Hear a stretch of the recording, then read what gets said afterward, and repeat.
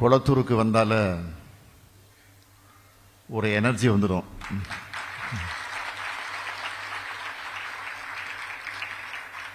ஒரு உற்சாகம் வந்துடும், வேகம் வந்துடும், ஒரு புத்துணர்ச்சி வந்துடும்.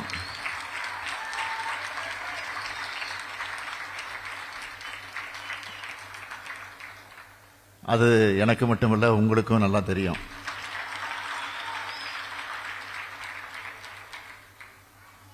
அதுலேயும் மணவிழா, மணக்கோலம் கொண்டிருக்கக்கூடிய மணமக்களை எல்லாம் நான் பார்க்கிறேன். ஆக மணமக்களோடு இந்த விழாவில் நாம் எல்லாம் கலந்து கொண்டு மணமக்களை வாழ்த்துகிற விழாவாக இந்த விழா நடைபெற்றுக் கொண்டிருக்கிறது. நம்முடைய குடும்பத்தில் ஒரு திருமண நிகழ்ச்சி நடந்தால் எப்படி நம்மெல்லாம் மகிழ்ச்சியோடு கலந்து கொள்வோமோ அதே போலதான் இந்த திருமண நிகழ்ச்சியில் அத்தனை பேருமே, நான் மட்டும் இல்லை, நம்முடைய அமைச்சர் பெருமக்கள் மட்டுமல்ல, வந்திருக்கக்கூடிய அத்தனை பேருமே அந்த உணர்வோடு தான் இந்த விழாவிலே கலந்து கொண்டிருக்கிறோம்.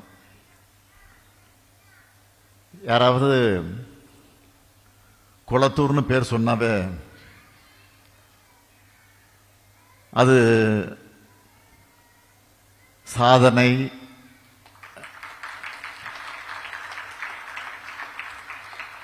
இல்லைன்னா ஸ்டாலின்,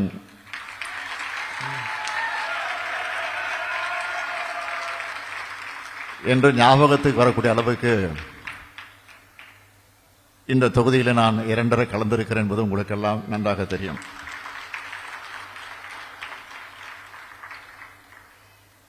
ஏராளமான திட்டங்களை இந்த தொகுதிக்கு நிறைவேற்றி இந்த குளத்தூர் தொகுதியை நம்முடைய அமைச்சர் நேரு அவர்கள் சொன்னது போல 234 தொகுதி இருக்குன்னா இந்த தொகுதியை பார்க்கிற போது எங்களுக்கு பெருமையா இருக்கு, மகிழ்ச்சியா இருக்கு, பயமும் இருக்குன்னு சொன்னார். அது மட்டும் இல்லை, பொறாமையும் இருக்கு உங்களுக்கெல்லாம். அதுதான் கெட்ட எண்ணத்துல அந்த பொறாமை இல்லை, நல்ல எண்ணத்துல தான். நாமும் இப்படி பணியாற்ற வேண்டும், நம்முடைய தொகுதிக்கு இந்த திட்டங்கள் வர வேண்டும் என்பதில் அவர்களும் இன்றைக்கு அந்த பணியை ஆற்றிக் கொண்டிருக்கிறாங்க. ஏதோ குளத்தூருக்கு மட்டும் நம்ம இதை செஞ்சுட்டோம், மற்ற தொகுதியை கைவிட்டோன்னு யாரும் நினைக்க வேணாம். எல்லா தொகுதியும் நம்முடைய தொகுதி தான். அதனால எல்லாருக்கும் எல்லாம் என்பதை முன் வச்சு நம்முடைய பணியை ஆற்றிக் கொண்டிருக்கிறோம். என்ன ஸ்பெஷல்னா, ஒரு மாவட்டத்துக்கு 2 மாசத்துக்கு ஒரு முறை, 3 மாசத்துக்கு ஒரு முறை நான் போவேன். ஆனால் குளத்தூருக்கு மட்டும் எப்படியா 10 நாளைக்கு ஒரு முறை நான் வந்துடுவேன்.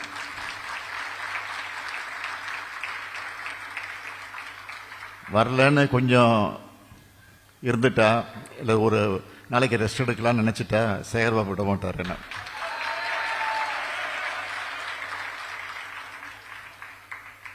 ஒரு லிஸ்டோட வந்துருவாரு, பெரிய பட்டியலை காட்டுவார் என்கிட்ட.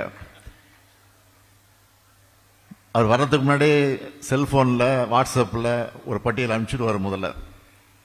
ஏன்னா திடீர்னு கொடுக்கும்போது நான் ஷாக் ஆகிடக்கூடாது, அதிர்ச்சி ஆகிடக்கூடாதுன்னு ரொம்ப சாமர்த்தியமாக அந்த லிஸ்ட் அனுப்பிச்சிடுவார்.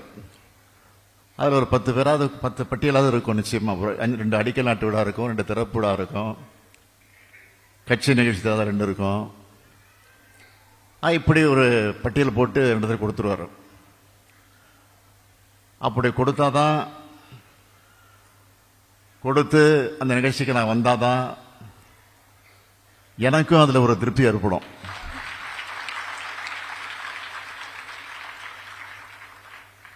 ஆக 10 நாளைக்கு ஒரு முறை வந்தாதான் எனக்கு உள்ளபடியே ஒரு முழு திருப்தி உண்டாகும். என்னதான் நான் முதலமைச்சராக இருந்து பல மாவட்டங்களுக்கு சுற்றுப்பயணத்தை நடத்தி, அல்ல பல அரசு நிகழ்ச்சிகளுக்கு சென்று, பல கட்சி நிகழ்ச்சிகளுக்கு சென்று, அல்லது பல பொது நிகழ்ச்சிகளுக்கு சென்று பல வரவேற்பெல்லாம் தருகிற போது அதில் எனக்கு ஏற்படுகிற மகிழ்ச்சியை விட இந்த குளத்தூருக்கு வந்து நீங்க தர்ற வரவேற்பில் தான் அதிக மகிழ்ச்சி அடைவது உண்டு. இப்போ கூட என்னை காரில் அழைச்சிட்டு வரும்போது மாவட்ட செயலாளர் கேட்டேன், தொடக்கத்திலே கேட்டேன், இரு பக்கமும் சாலையில் இருபுறங்களும் மக்கள் நிற்கிறாங்களே, இளைஞர்கள் மகளிர் தாய்மார்கள்லாம் நின்றுட்டு இருக்காங்க, வரவேற்பு கொடுக்குறாங்க, இறங்கிட்டுமான்னு கேட்டேன். இல்லை இல்லை கிட்ட போனோன்னு இறங்கிக்கலான்னாரு. என்னன்னு தெரியல, முதல்ல இறங்கிட்டு சொல்லுவார், ஆனால் இன்னைக்கு என்ன கிட்ட போனால் இறங்கிக்கலாம்னு சொல்லுவார். நேரத்தை நிலைமைக்கிறது சொன்னாரா என்னன்னு தெரியாது. இன்னைக்கு கூட ஒரு பேசல வரீங்க, ஏன்னா தொண்டை கொஞ்சம் சரியில்லை, உடல்நல கொஞ்சம் பாதிக்கப்பட்டிருக்கிறாரு, அதுவும் இருக்கலாம். இருந்தாலும் பாதி தூரம் வந்த உடனே அவர்கிட்ட சொல்லாமே நான் இறங்கிட்டேன் காரை விட்டு.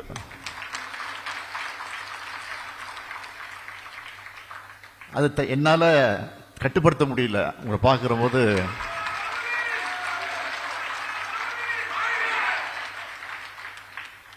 ஆட்டோமேட்டிக்கா இறங்கிடுறேன். அதான் விஷயம், வேற ஒன்றும் இல்லை. எப்பவுமே நான் அடிக்கடி சொல்வது உண்டு, இந்த தொகுதியை பொறுத்த வரைக்கும்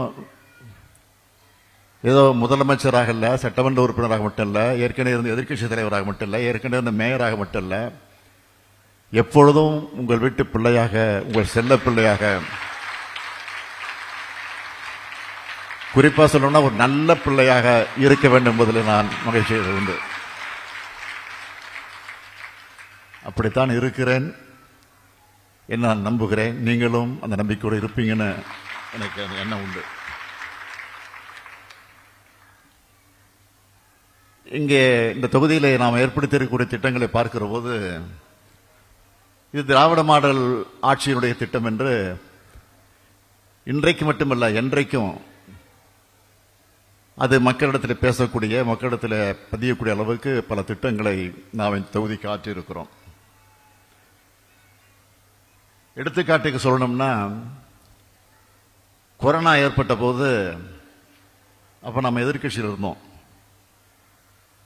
கொரோனா காலகட்டத்துக்கு பிறகு பார்த்தீங்கன்னா பணிச்சூழல் பெருமளவு மாறிடுச்சு. பல தொழில் முனைவோர் உருவாகி இருக்காங்க. இவங்களுக்கெல்லாம் ஆபீஸ் ஸ்பேஸ் வேணும்னு சிந்திச்சுதான் நாம உருவாக்கி இருக்கக்கூடிய திட்டம்தான் முதல்வர் படைப்பகம்.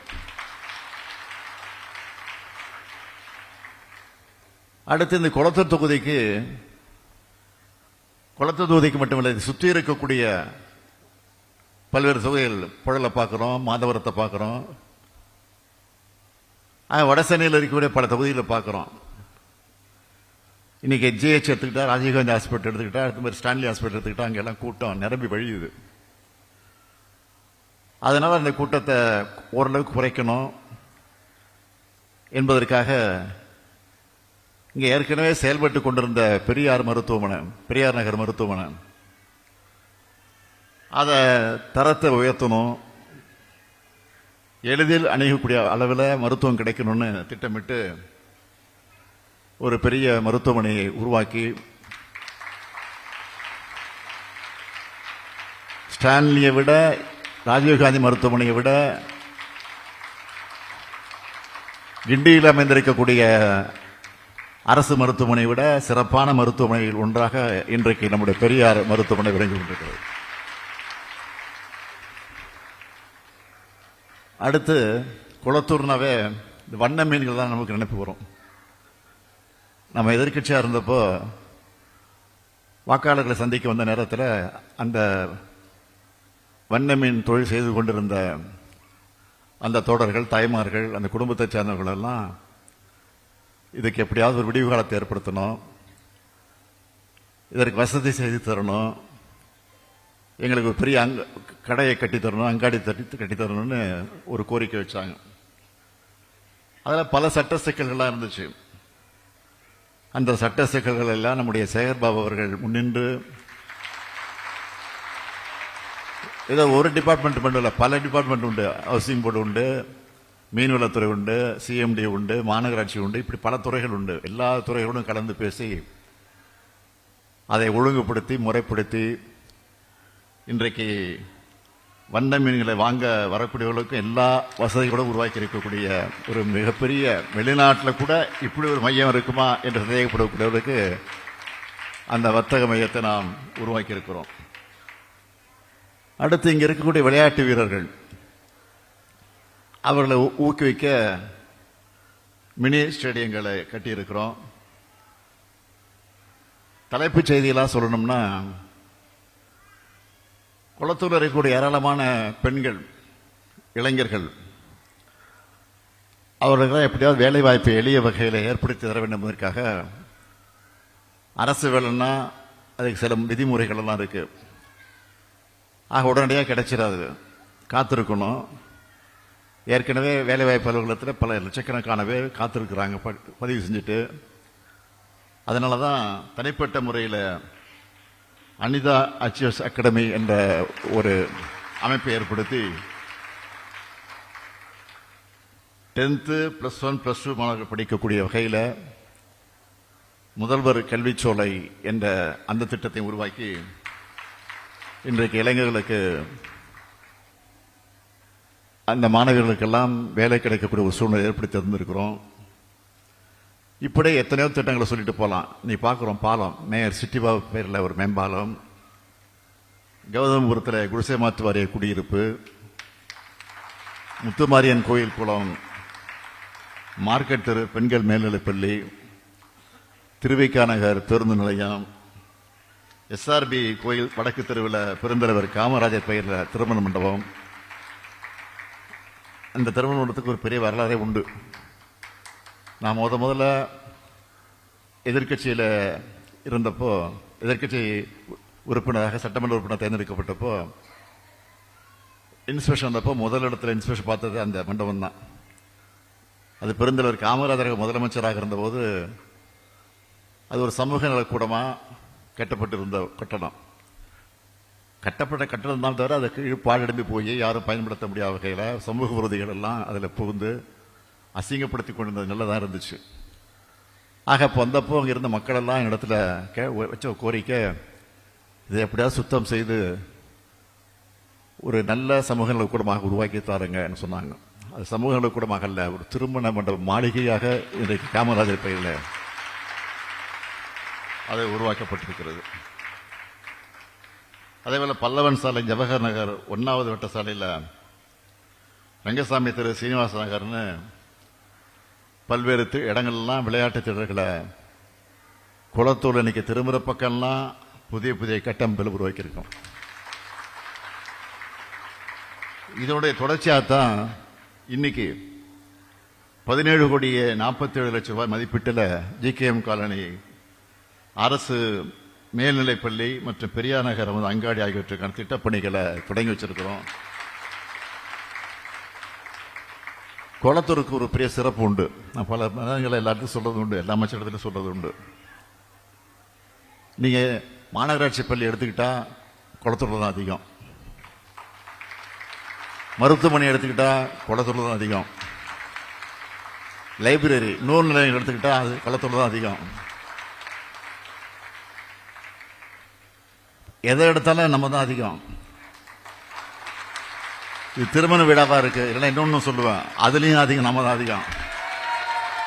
இது திருமண வீடாவா இருக்கு, அதனால சொல்ல விரும்பல, எல்லாத்திலையும் நம்ம தான் அதிகம். ஆக இன்றைக்கு அந்த அளவிற்கு நம்முடைய திட்டங்கள், சாதனைகளை இந்த தொகுதிக்கு நாம் படைத்து தந்திருக்கிறோம். அந்த மகிழ்ச்சியில இந்த திருமண மண்டபத்தை திறந்து வச்சு இன்றைக்கு இல்வாழ்க்கை பயணத்தை தொடங்கக்கூடிய ஒரு சிறப்பான நிகழ்ச்சியை நம்முடைய மணமக்களுக்கு உருவாக்கி இருக்கிறோம். எத்தனை திருமணம்? 15 திருமண தம்பதியர்கள் இருக்காங்க. 15 திருமணங்கள் நடத்தி வைக்க போறோம். நீங்கெல்லாம் மனதார வாழ்த்தணும். குறிப்பா நம்ம ஆட்சி வந்ததுக்கு பிறகு பெண்களுக்கு தான் அதிகமான திட்டங்களை, சாதனைகளை படைச்சுக்கிட்டு இருக்கிறோம். காரணம், பெண்களை படிக்க வச்சா, பெண்களை முன்னேற்றினா அந்த குடும்பம் சிறப்பாக இருக்கும் என்ற அடிப்படையில் தான். ஏனென்றால் பெண்களுக்கு முக்கியத்துவம் தருவது காரணம் என்ன கேட்டால், பெண்கள் நினைச்சா எதையும் செய்யக்கூடியவங்க. அதனால தான் பெண்களுக்கு அதிகமான முக்கியத்துவத்தை தந்து கொண்டிருக்கிறோம். இன்னும் கூட சொல்லணும்னா ஒரு ஆணினுடைய வெற்றிக்கு பின்னால் பெண் தான் இருக்கிறார் என்பதற்கு எத்தனையோ உதாரணங்கள் உண்டு. என்னுடைய வெற்றிக்கு பின்னாலே என்னுடைய மனைவி தான்.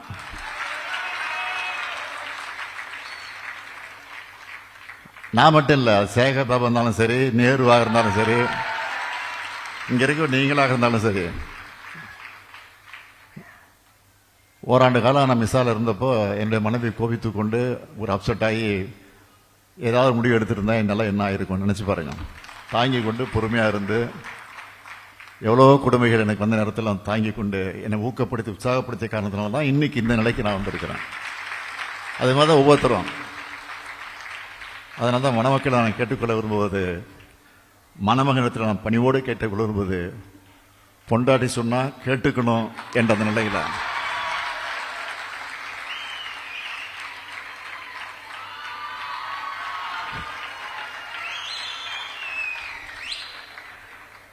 ஆகவே அந்த நிலையில உங்களுடைய வாழ்க்கையை நீங்கள் அமைத்துக் கொள்ளணும்.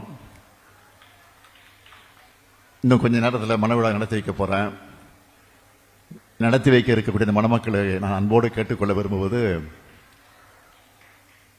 அழகான குழந்தைகளை நீங்கள் பெற்றெடுக்க இருக்கிறீங்க. அழகான குழந்தை பெற்றெடுக்க தான் அவசரப்பட வேண்டாம், பொறுமையா. முன்னெல்லாம் திருமண விழாக்களை கலந்து கொண்டு பெரியவர்கள் மணமக்களை வாழ்த்துக்கிறப்போ அளவோடு பெற்று வளமோடு வாழுங்கள் சொல்லுவாங்க. ஆனா இப்ப யாரும் பார்த்தீங்கன்னா யாரும் சொல்றது இல்லை. அதை சொன்னா தப்பாக புரிஞ்சு கொள்ளக்கூடாது. முதல்ல என்ன சொல்லுவாங்கன்னா 16 பெற்று பெருவாழ்வுன்னு சொல்லுவாங்க. இப்போ என்னன்னா 16 பெற்று பெருவாழ்வு சொல்றதை விட அளவோடு பெற்று வளமோடு வாழுங்கன்னு. இப்போ முன்பெல்லாம் பார்ப்பீங்க, சிவப்பு முக்கோணம் போட்டு நாம் இருவர் நமக்கு மூவர்னு போடுவாங்க. அது படிப்படியாக குறைஞ்சு நாம் இருவர் நமக்கு இருவர்னு போட்டாங்க. இப்போ என்ன, நாம் இருவர் நமக்கு ஒருவர். நாளைக்கு இதுவும் மாறலாம், நாம் இருவர் நமக்கே இன்னொருவர் என்று சொல்லி நடந்தாலும் ஆச்சரியம் இல்லை.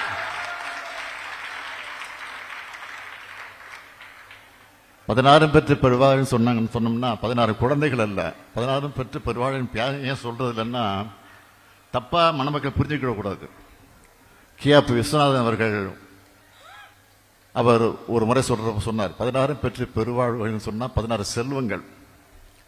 என்ன அந்த 16 செல்வங்கள்னா மாடு, மனை, மனைவி, மக்கள், கல்வி, கேள்வி, அறிவு, வழக்கம், மண், பொருள்,